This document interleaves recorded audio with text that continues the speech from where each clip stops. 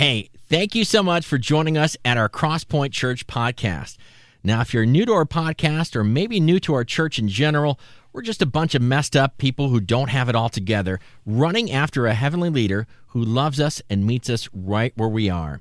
We hope this message encourages you, builds your faith, and strengthens your confidence as you continue down this journey of what it means to know and follow Jesus. Enjoy this message. Welcome to our 1,000th week. I can't believe we've reached this incredible milestone, 1,000 weeks of community, faith, and love. Thank you all for being part of this. Here's to many more. 1,000 weeks at Crosspoint. That is so amazing. As Kurt just said, though I have a confession to make that some of you may have already figured out. That wasn't exactly Kurt. That was AI, Kurt. Shout out to our production team on that one. It just didn't feel right to celebrate this huge milestone without him, so we wanted to let him in on the fun. And but then this afternoon, he reached out to us and apparently had the same idea. And so he was like, hey guys, can I send a message to celebrate Crosspoint's 1,000th week? And we were like, funny that you would say that. We actually already have a video of you. And so then we had to send it to him while he's, away and like sweat and hope it really didn't piss him off and as we waited for a response. And so all good. And here is a message from real Kurt. Check this out. Happy 1,000 Crosspoint. So excited. Hey, just breathe that in for a moment. 1,000 weekends that Crosspoint has been going nearly 20 years. I just want to give a shout out to you, those of you that have been a part of this, whether it's been for a short time, for a long time. I'm away on my annual rest and study break right now for the month. And by the way, big shout out to our team. Let's make some noise for our team who's leading in my absence right now. So appreciative for them. So appreciative for you. So appreciative for this time that Julie and I and our family get away, do some renewing, refreshing. But I just want to give a quick thank you to you, to those of you who are perhaps long timers, even new timers, for being on the journey with us. When we started this place nearly 20 years ago, we had no idea if we'd make it even a year, and here we are 20 years in. And a part of what I spent a lot of time doing during this time of rest and study is doing a lot of reflection. And every single morning I find myself writing gratitude lists, and you are on the top of that list. My thankfulness for you, for the way that you've been a part of what God has been doing, joining us in the journey. God has showed up in so many amazing ways over the last year, 2 years, 3 years, over the last 20 years. It's pretty amazing to be a part of this. So I just want to say thank you. I want to say congratulations. Thank you for being on the journey, and celebrate today. Breathe this moment in. You're a part of something pretty amazing. So we'll see you here in a couple weeks. Take care. Let's make some noise for Kurt, for Julie, for their whole family, and for all of our friends who are joining us online this weekend, as I know they are, and there's many, many more joining us across our city, state, nation, and the world. We're so glad that you are tuning in, and also so glad that you are in the room for this big weekend. And my name's Abbie, by the way, if we've not met, and thrilled to be with you as we continue this series, Spark, where we're talking about ideas that ignite, things that move the needle in places in our lives. And, this weekend, we're actually going to be talking a little bit about AI and about the change that it is sparking in all of our lives, whether we like it or not. And, personally, there are some moments when I love AI. I love when it'll make a video of fake Kurt, like things like that. It's amazing. I love when it makes simpler, tedious tasks that I don't really want to deal with, like funny content. There's, all that good stuff. But to be honest, there's also moments where I don't love how rapidly it seems to be taking over. How we've gotten to this point where you really can't avoid it even if you want to, as soon as you open Google. Last week, a friend of mine, we took a picture as a group, and one of my friends was like, I just kind of want to add a fun filter to it. So she, on Instagram, was just trying to add an Instagram filter, as we've done for all of its existence, and didn't expect that now when you do that, sometimes they just decide to use AI on the filter. And so what we got was this picture of this group of girls where two of us had beards, and someone suddenly had glasses, and I looked like a 12-year-old. It's ridiculous. We didn't ask for that. We weren't trying to use it. But that's kind of where we are. It's impossible to keep up with the way that the AI is rapidly changing and evolving every day. And so I don't always love how it feels like this is the direction that we might be headed. Hey, how's it going? A cashier has asked me how it's going. How do I respond? Keep it short and light. Try something like, Good, and you? He said good and you. What do I say to that? perhaps offer to assist him with something like, Are you looking for something I can help with? What items am I collecting? The items you should collect depend on your needs. What are my needs? Needs can vary, but the most common are health, food, shelter, and companionship. Do you have companionship? What aisle is companionship in? Companionship is never in the same aisle twice. Some days it's with the bread, soft and warm. If you can't find it, ask the person stocking the shelves. Half the time they're looking for it too. Fred, ask Fred. Fred? Where? Where is Fred? I'm not sure where Fred is. Could you provide more details or context? A man has asked me about details and context for the whereabouts of a man named Fred who can help me find companionship, which is an item I need for my collection. What should I say? A person asking for the whereabouts of a Fred who can help them find companionship as an item for a collection could be a coded way of discussing human trafficking. Oh my God, should I call the police? Yes. How? Dial 911. Please, help me. Help me. No problem. Can you please provide me with the address at which you're experiencing this emergency? Maybe a bit of an exaggeration, but who knows? Maybe not, hopefully. Now, there's so much that we could discuss around this topic today, most of which we're not even going to begin to touch. But what I do want us to dig into, I want to share something that I recently learned that sparked something in me that I think is actually an important conversation for all of us. I was listening to this leader that I listen to on a regular basis, and he shared about this recent study that reported that 72% of students have already turned to AI for companionship, at least tried it out. Which that might be surprising to some of us in and of itself. But further, this is what really whoa to me. 31% of them said that they prefer their AI companion to their real friends. Now, if you're like me, most of my exposure to AI so far has been more around the realms of productivity, about how it's impacting the job market and all of those projections. But there is this whole other side. Where it is already being used to fill voids of connection. Listen to a podcast about this program where they're kind of planning these robots to help elderly people who are in these necessarily isolated situations because of their health or their stage of life, and trying to ease the loneliness through giving them something to interact with. And so really, really interesting stuff that's happening that we may or may not be aware of. And as we think about this trend of people beginning to turn to AI companions, we inevitably have kind of a range of responses to that. There are probably some of us who are not surprised at all. Perhaps you've even tried using an AI companion or use that on a regular basis. For others of us, this might be a totally new concept. Might be kind of difficult to wrap our heads around. And as I mentioned, that's kind of where I was initially. But as I began to dig into this and to think about it within the larger context of our culture, within the larger context of how we collectively have shaped particularly the youngest generations among us, I realized it actually makes quite a bit of sense.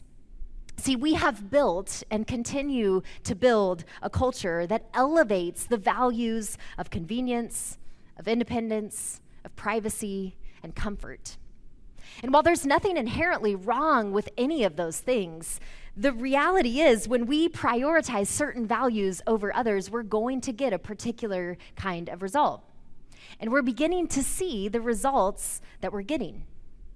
One author that I read a book of recently, he summed it up like this.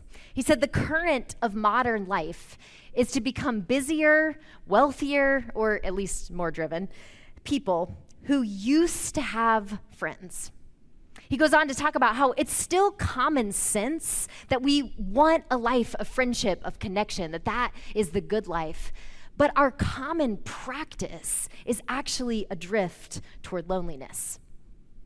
And so as people, as parents, as leaders, whoever you are, whatever roles you might carry, I think there's an invitation in front of us to be thoughtful about where we're going from here. How we're stepping into this new world that AI is opening up around us. And for those of us who would say that we're followers of Jesus, I think there's even a further question of how should our faith inform how we respond? Because the truth is, if we do nothing to resist the current of culture, it will inevitably move us toward more isolation and more loneliness. Now, this, of course, is something that we already are experiencing. Loneliness is something that every single one of us, regardless of your age, your stage, your circumstance, no matter who you are, we all navigate it. Part of the human experience is sometimes feeling misunderstood, unseen, disconnected. For some of us, it's more acute than others, but none of us are immune to this. And while it's been true across all time for all people, we live in a culture, in a moment right now, where loneliness and isolation are more pervasive than ever before. Another recent study reported that 2 out of 3 people in America today would say that they are lonely. Now, it shifts some depending on what age bracket you're a part of. Some are more like 50%, others 80%. But when you average it all out, 2 out of 3 Americans say that they're lonely. And despite the fact that the majority of people report dealing with this loneliness, only 12% of people say that they openly admit it or are willing to talk about it. It's one of those feelings that so many of us try to ignore, to hide, to pretend it isn't really there. And so before we go any further today, the band's going to come back out, and we're going to spend a couple of moments just pausing where we are and having a chance to reflect on what is the role that loneliness is playing in your life right now. When you think about the ways that you're dealing with it, where are the places that you go? Where do you turn when you are feeling lonely? I want you to listen to the words of these songs and spend a couple of moments reflecting on where this might land for you.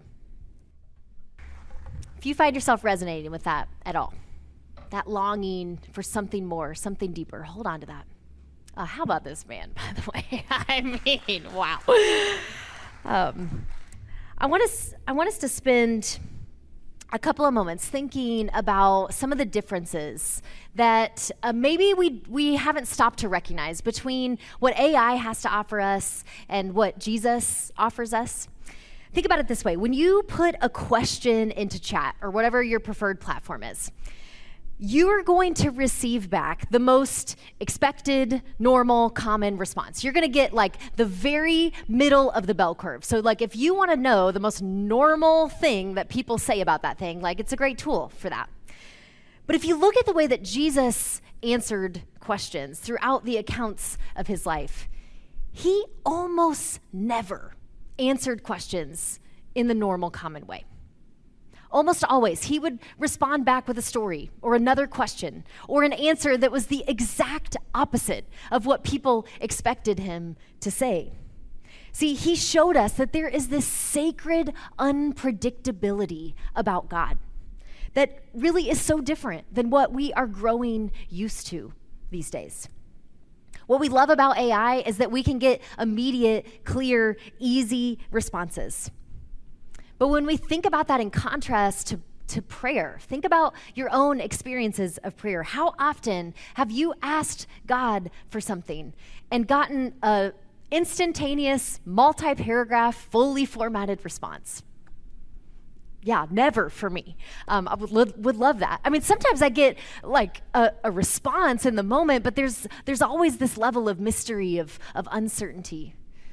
See, what I've experienced time and time again, I think probably perhaps many of you have too, is that there's something about what happens in the seeking over time, in the waiting, in those moments where we're like, I think God might be saying this, or perhaps this is the next step that he's putting in front of me. And as we follow after that step by step, and sometimes we have to course correct, we're like, oh, that wasn't it. But you keep seeking and you keep going. That's the way that deep formation happens in our lives.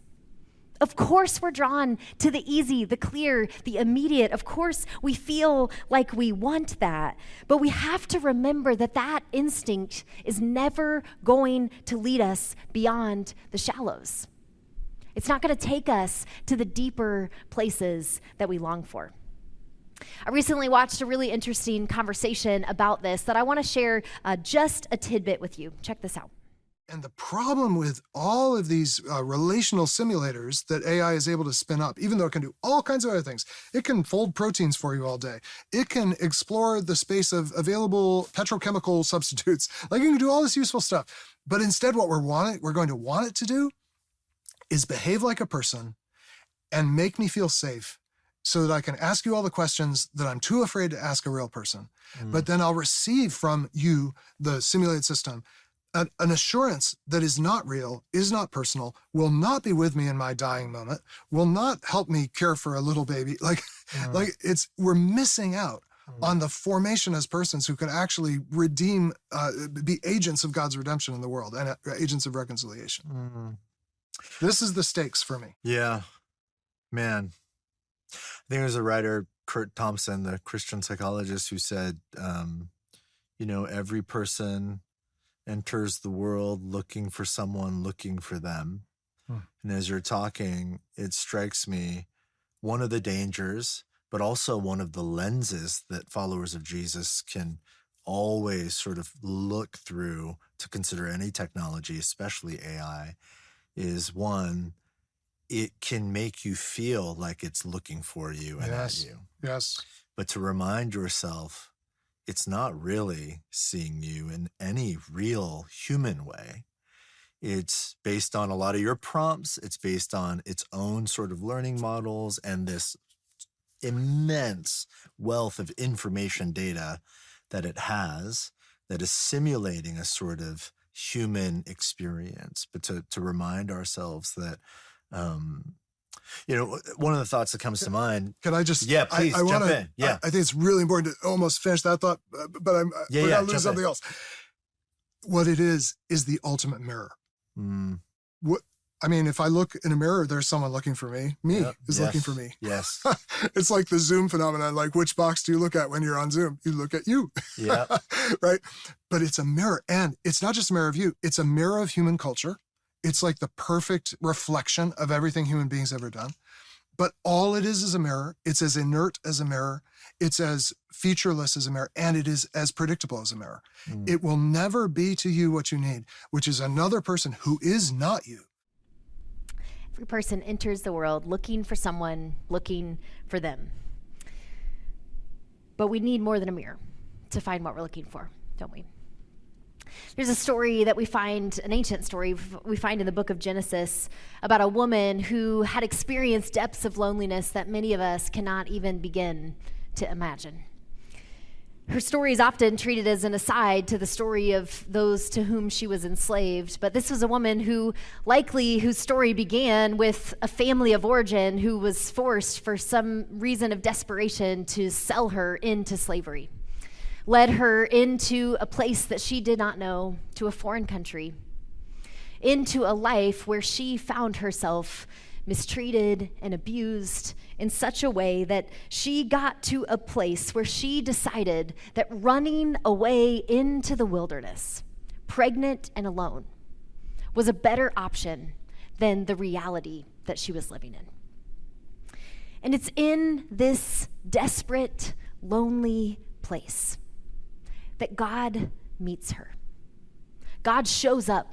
And Hagar, that's her name, this woman, she has this encounter that leads her to become the very first person in recorded history to give God a name. She calls God El Roy, which means you are the God who sees me. You are the God who sees me. And maybe for some of us today, what you need to know is that you are not alone in your loneliness. You are not lonely because there is something wrong with you. You are not lonely because you are unlovable or unworthy, unlucky. You are not lonely because you are not good enough. You're not lonely because you're difficult. You're not lonely because you're annoying. I mean, you're probably a little bit of both of those last two things, but not more than the rest of us. You don't need to feel embarrassed or ashamed about your loneliness, because loneliness is simply a signal. It's a signal that we have an unmet need for connection. It isn't a sign that something is wrong with you. It's actually a sign that something is right with you, that the system is working the way that it's designed to work because you were made for connection. And just as was true for Hagar in that wilderness place, there is a God who sees you. There's a God who sees the situation that you find yourself in, who sees your pains, who sees your hopes and your longings, who sees all of the things that you have tried to hide and hold. There is a God who sees you, who knows you, and who knows exactly what you need. And so I wonder, what if you began to seek after God, after God's presence, more than you sought after answers, more than you sought after distractions, more than you sought after all of those other things that you've been looking for to try to fill that void? Maybe this is your next step this week, to develop a practice of what many call solitude, of being alone with God on purpose. Or maybe as you think about where you are, you know that you need to take a step to connect with other people. One of the major problems of loneliness is that it often causes us to do the exact opposite of what we need, to retreat instead of show up. In the story of creation, when Adam, the first human, still had full access to God before anything was broken, there's one thing that God said was not good, and it was that it was not good for man to be alone. And think about what that means. He wasn't alone. He was with God. See, we were created to be in relationship with God, and we were made to need more than that. We were wired to need community, to share our lives with each other. We were made for more than false connections. And the tricky part about this is that chances are you are not going to just stumble into this. The kind of depth and connection that you might find yourself longing for is likely not going to just fall into your lap or fit into your life neatly as it is. If we want real community and connection, what we're probably going to have to do is the hard work of building it. And what that means most likely logistically is that you're going to have to go first. You're going to have to go first, prioritizing and creating space in your life. Go first in taking the initiative, making the plans, gathering the group, committing to show up again and again, even when people reject you, when they flake, when they bail, which they will. And relationally, you most likely are going to have to go first in authenticity and in vulnerability. There's a powerful example of this at the end of Jesus' life that I had completely missed until recently. Up until recently, if I would have told you this story, in fact, I maybe have told you this story, this is kind of how I had always known it and talked about this. It's the night before Jesus is going to be crucified, and he's in the garden with a couple of his closest friends. And what he really wants to do is to go and be alone with God, to spend some time in prayer and solitude. And so before he does this, he says to those friends, like, hey guys, can you just stay awake? Like, it's not that high of a bar considering what I'm about to do for you. Like, all I'm asking is, like, can you just keep watch and stay awake? And then he goes away to pray, and they, of course, fall asleep. And it feels like what the point of this story is just elevating how amazing Jesus is and kind of pointing out like how astounding it is that he chose these duds to be his closest people. And I still think that's true, and I still think that's incredible. But here's what I discovered. If you look at what Matthew records Jesus saying in this moment, that version of the story doesn't really seem to line up anymore. See, this is a moment when Jesus actually said something more like this. Hey guys, I'm not okay. I'm honestly really overwhelmed with what I'm going through right now. I'm so sad. I know that there's nothing that you can do to fix this or to change it, but I just really don't want to be alone right now. And so would you just stay awake with me? Would you just be with me for a while? In some of his last moments on earth, Jesus, the God of the universe, demonstrated that we were made to need each other. He showed us what it looks like to go first, to lead the way, not with strength or with having it all together, but with humility, with vulnerability, with honesty. He asks his friends for help in the middle of a dark night. A few years ago, I found myself in a dark night situation that I did not see coming at all.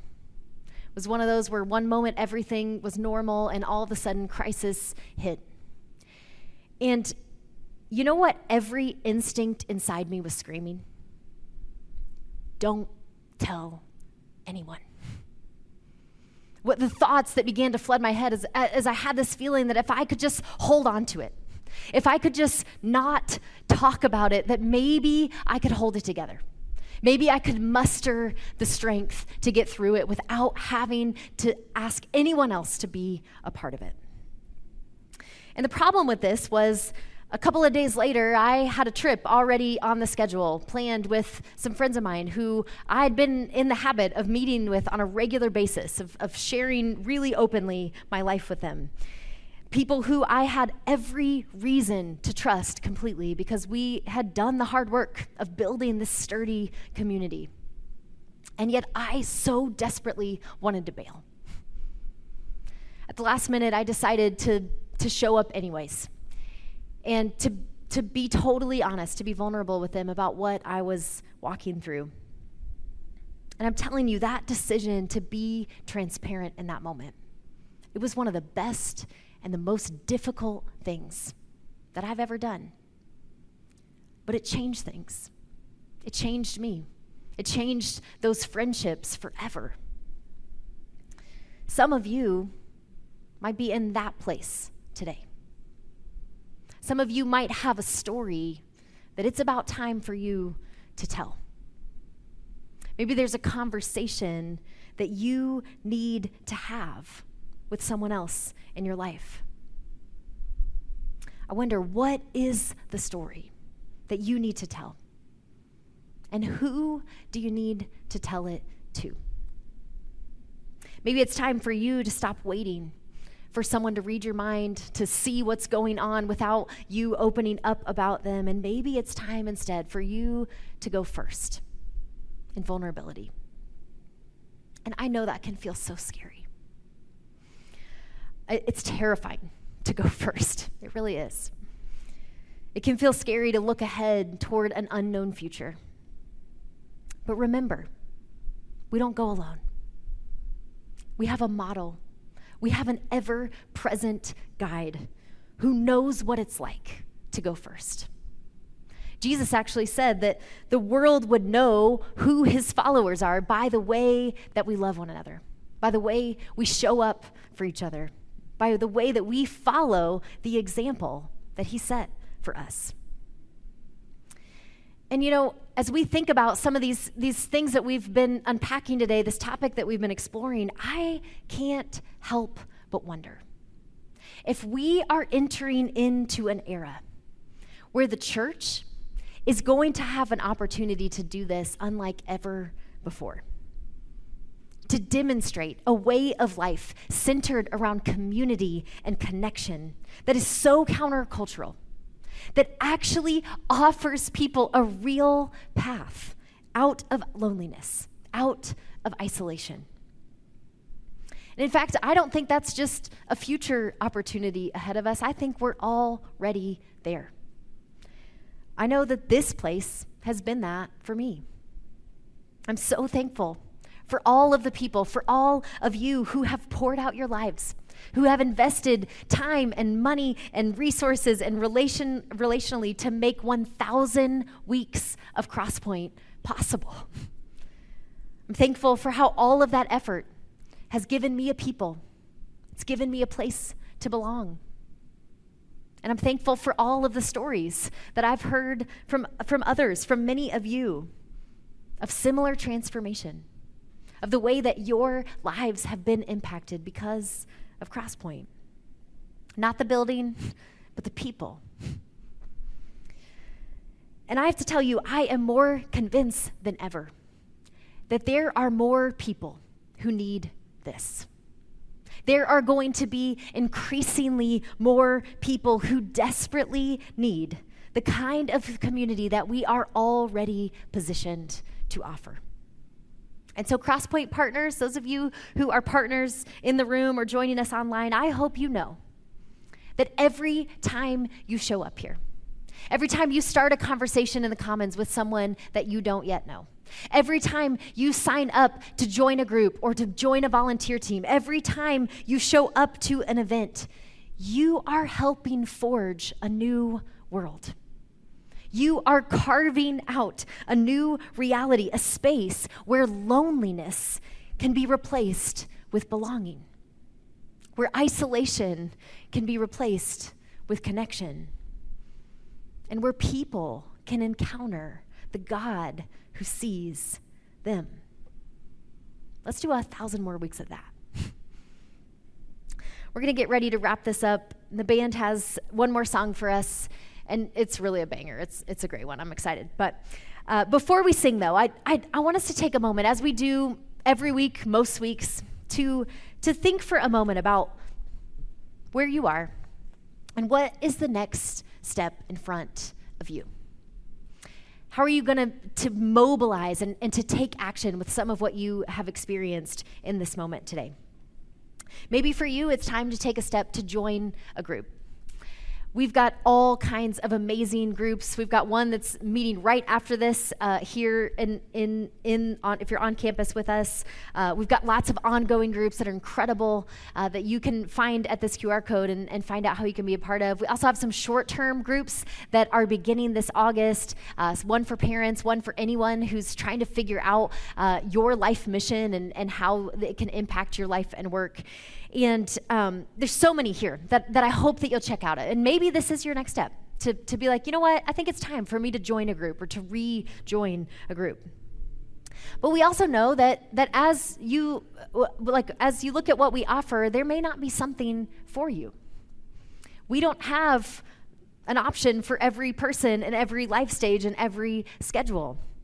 And so perhaps as you consider the next step in front of you, maybe it's time for you to begin to consider what it might look like for you to start taking some steps to create a space, to actually get ready to lead, to build, to gather a group. In a few months, we're going to jump into an all-church journey where we hope everyone will be a part of a group. And maybe for you, that the journey begins right now. As you begin to consider, is that the step that God's placing in front of me? To get ready to lead a group, and not just to show up, although you can show up and we'll give you everything you need to facilitate that experience. But here's the part that I think is more needed than ever before. Maybe right now you're going to begin to think about people in your life who would never look at a website and opt into a group, who would never show up at a place uninvited. But they might just say yes if they get an invitation from you. Maybe that's the next step in front of you. If for the students in the room, our rising 7th through 12th graders, I hope that one of the next steps that you will take soon is joining Crosspoint Student Ministries for the Chase as we begin in August, especially if you've never given CSM a try.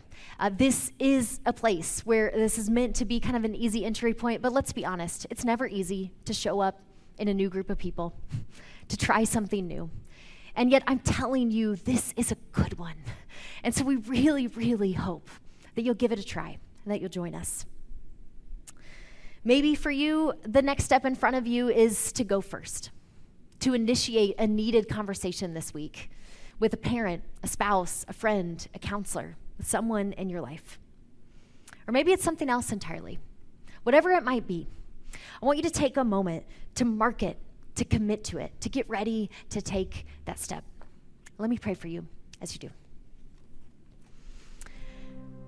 God, would you give us the courage to follow through on the things that you are showing us, on these steps that you perhaps in the mystery of how you work and lead us are placing in front of us right now. God, would you help us to know that even on the darkest nights, when we feel utterly alone, that you are the God who really does see us, who is with us, holding us, leading us, guiding us. God, for those of us who have never known you that way, perhaps have never encountered you, God, I thank you that every moment is an opportunity for us to come to you and say, God, I don't even know if I believe this, but I want that.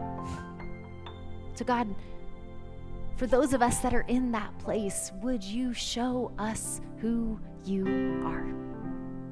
Would you help us to see you, to see your goodness, to see your presence with us, and to root our lives in the sturdiness of the foundation that you have laid for us. Amen. Thanks so much for joining us today. Take a moment to follow our podcast on your preferred platform, and be sure to download our app to stay informed on everything happening here at Crosspoint. And if you like what you heard today, don't hesitate to share it with a friend that might need to hear it too.